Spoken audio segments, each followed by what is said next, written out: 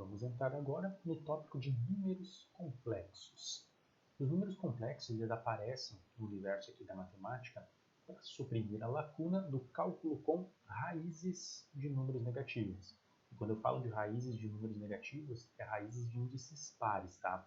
Então, raiz quadrada de menos 4, raiz sexta de menos 3, raiz oitava de alguma coisa, porque as raízes de índices ímpares de números negativos existem sem problema nenhum. Se tu pegar a raiz cúbica de menos 8, por exemplo, a raiz cúbica de menos 8 existe, ela é menos 2. Mas esses problemas acontecem mais quando a gente está com raízes de índices pares.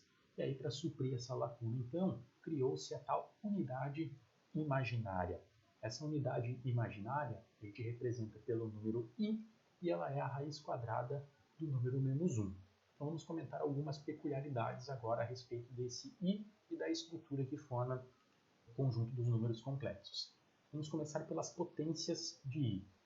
Se tu pegar i elevado a zero, todo número elevado a zero na matemática é 1. I elevado a 1, tudo elevado a 1 é o próprio valor. Então, i elevado a 1 é i. I ao quadrado. Como o i é raiz quadrada de menos 1, i ao quadrado é a raiz quadrada de menos 1 ao quadrado. Essa raiz pode cancelar com esse ao quadrado e vai ficar só menos 1 na resposta. Então, i ao quadrado é menos 1. I ao cubo. Eu posso desmembrar esse i ao cubo como sendo i ao quadrado vezes i, visto que bases iguais sendo multiplicadas conservam a base, somaria os expoentes, então voltaria para o que é esse i ao cubo.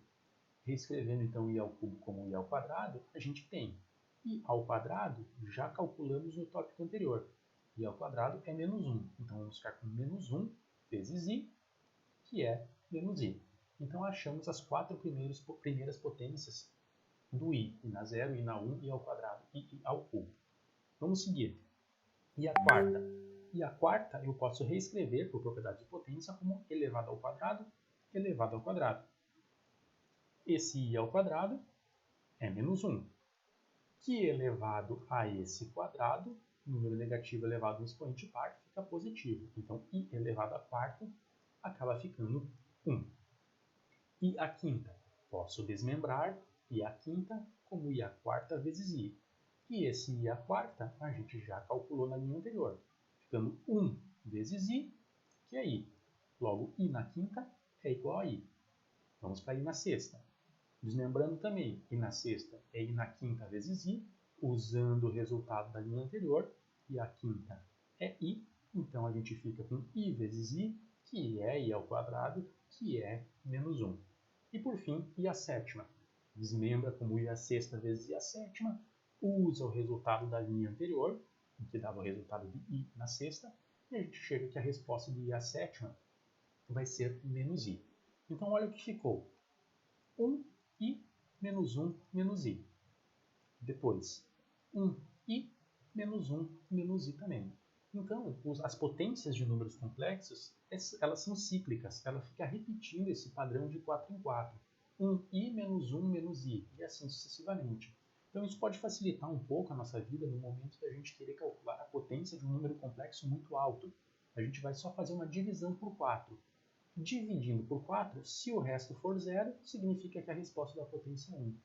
Se o resto for 1, o resultado vai ser i. Se o resto da divisão for 2, a resposta é menos 1. Se o resto for 3, menos i é a resposta. Então, se eu pego e quero calcular i na 23, eu pego esse 23 e divido por 4.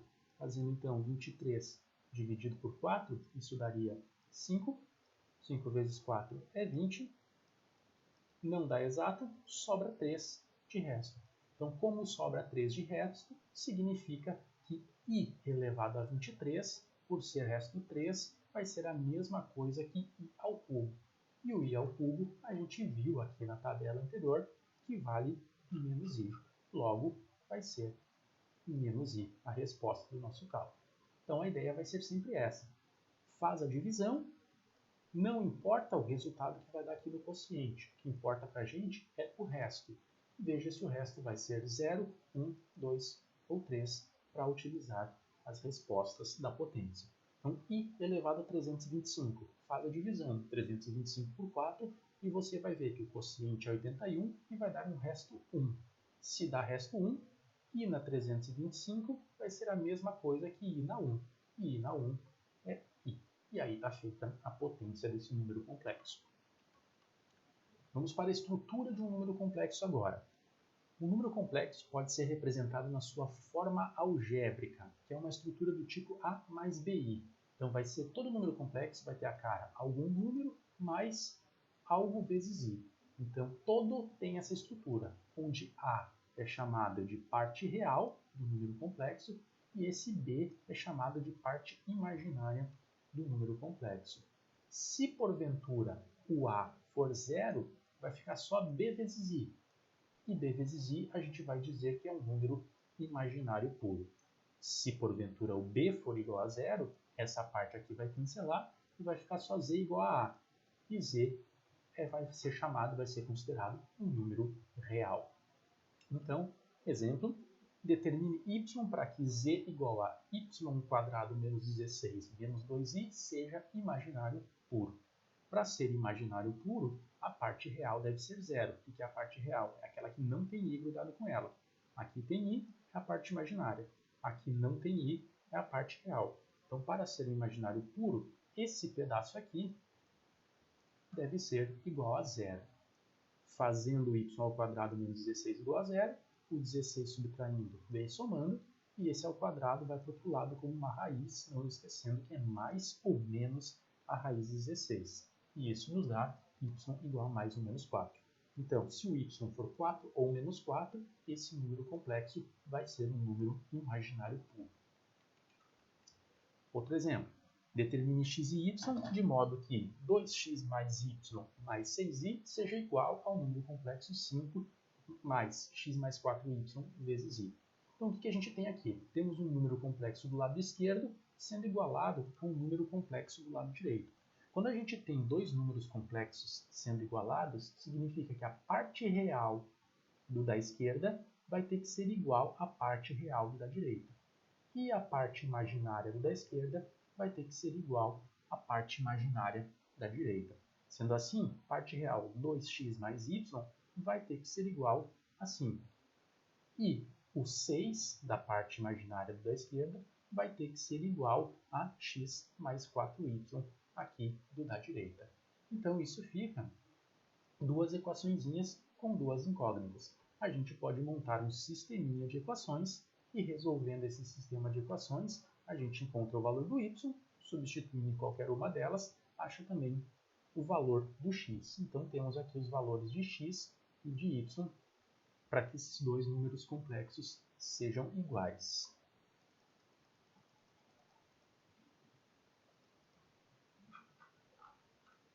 Outro conceito importante para a gente vai ser o conceito de conjugado.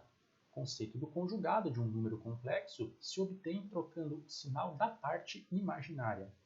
Então, se um complexo é z igual a mais bi, o conjugado dele vai ser z igual a menos bi. A gente troca o sinal da parte imaginária.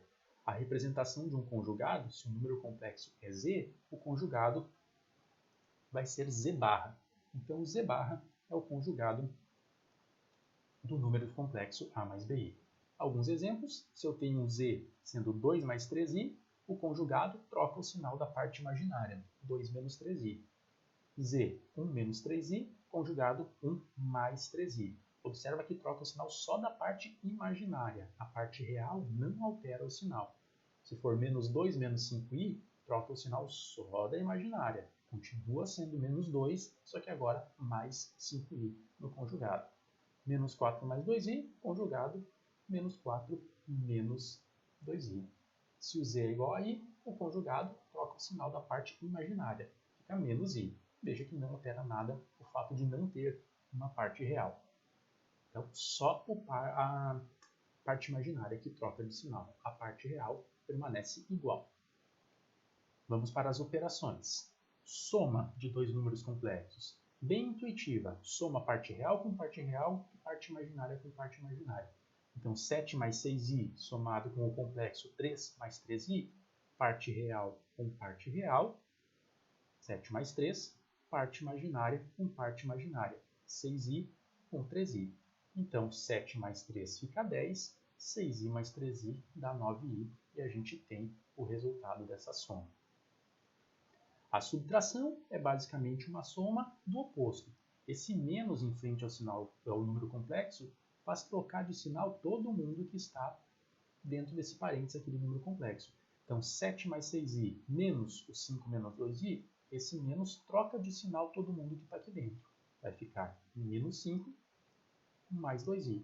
E aí vira uma soma, real com real, imaginária com imaginária. E a gente tem o resultado da subtração. A multiplicação, a gente aplica a propriedade distributiva. Multiplica todo mundo por todo mundo. Ao fazer todo mundo com todo mundo, atenção para esse pedaço, que vai ficar i vezes 2i. Ao fazer i vezes 2i, a gente tem 2i ao quadrado, e não esquece que i ao quadrado é menos 1. Então, a gente consegue simplificar um pouquinho mais esses cálculos. Então, continhas, chega no resultado da multiplicação. A divisão de números complexos é o procedimento mais demorado, porque ele vai envolver uma multiplicação em cima e embaixo pelo conjugado do denominador. Por exemplo, 2 mais 3i dividido por 2 mais i, a gente vai pegar esse denominador e vai multiplicar tanto em cima quanto embaixo o conjugado desse cara. Então, o conjugado de 2 mais i vai ser 2 menos i. Então, eu multiplico tanto em cima quanto embaixo o conjugado desse cara. Ao fazer a multiplicação em cima e embaixo, vai dar um monte de distributiva, algumas continhas para se fazer, e a gente chega na resposta final. Então, dividir números complexos é multiplicar o conjugado em cima e embaixo. Outro tópico teórico, módulo de um número complexo. Se eu tenho um número complexo z igual a mais bi, o módulo de z, que é representado por barrinhas z, ou mais frequentemente pela letra grega rho, ele é definido por isso aqui, ó. Rho é raiz quadrada de a ao quadrado mais b ao quadrado, em que a é a parte real e o b a parte imaginária do número complexo. Por exemplo, achar o módulo do complexo z igual a 3 menos 4i vai ser raiz quadrada de a ao quadrado, 3 ao quadrado, mais b ao quadrado, mais menos 4 ao quadrado. 3 ao quadrado é 9, menos 4 ao quadrado é 16, raiz de 9 mais 16 é raiz de 25, que é 5. Esse ρ vai ser importante para a gente fazer a representação do número complexo no plano de Argand-Gauss. O plano de Argand-Gauss é como se fosse um equivalente ao plano cartesiano. São dois eixos em que o eixo horizontal é chamado de eixo real e o eixo vertical é chamado de eixo imaginário. Então, quando a gente quiser representar um número complexo nesse plano de Argand-Gauss, a gente vai olhar para a parte real e parte imaginária dele. Então, o complexo z igual a 3 menos 4i, parte real é 3, parte imaginária é menos 4. Então, tu vai no eixo real e marca a parte real, que é 3. Parte imaginária vai no eixo imaginário, no vertical, é menos 4, está aqui menos 4. Faz essa linha e vê o cruzamento da parte partindo da análise real e partindo da análise imaginária. No momento que fizer esse cruzamento, você vai gerar um ponto. Esse ponto é o que a gente chama de afixo de um número complexo. E esse ponto afixo ele vai ser ligado na origem do plano complexo, que forma esse segmento de reta. Então, isso daqui é a representação geométrica de um número complexo. Mais um detalhe a respeito dessa ligação aqui que a gente faz, gera-se um segmento cuja medida desse segmento é exatamente o valor do ρ, é exatamente o valor do módulo do número complexo.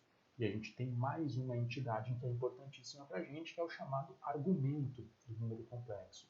O argumento do número complexo é um ângulo que essa linha vai formar com o eixo real, sempre partindo em sentido anti-horário. Então aqui ó, formou um ângulo. Esse ângulo é o que a gente chama de argumento do número complexo. Se eu tivesse um número complexo 2 mais 2i, por exemplo, marca aqui parte real 2, parte imaginária 2, ligam eles, isso daqui vai ser o afixo. Ligando o afixo no centro, na origem do eixo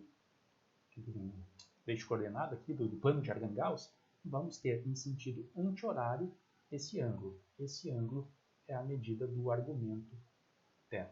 Então, essa seria a representação do complexo no plano de Argand-Gauss, representação geométrica de um número complexo. Nessa situação, eu tinha feito pela calculadora, esse ângulo deu 323,13 graus. E esse que é o grande detalhe que a gente vai ter que ter, descobrir qual vai ser esse ângulo.